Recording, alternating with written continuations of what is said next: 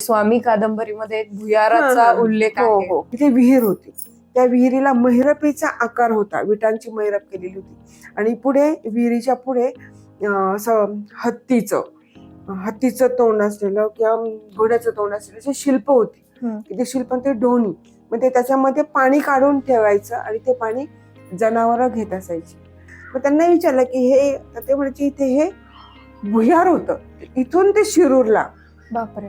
जाण्यासाठी, म्हणजे सैनिकांनी तिथून पळून जाण्यासाठी ते भुयार होतं. तर ते पूर्वीपासून त्या ठिकाणी ही महिरप आहे आणि हे आम्हाला काय माहिती, पण स्वामी कादंबरीमध्ये मात्र त्याचा उल्लेख आहे. जुन्नर तालुक्यामध्ये सर्वात सुंदर रचना असलेलं गाव म्हणजे आळे हे गाव.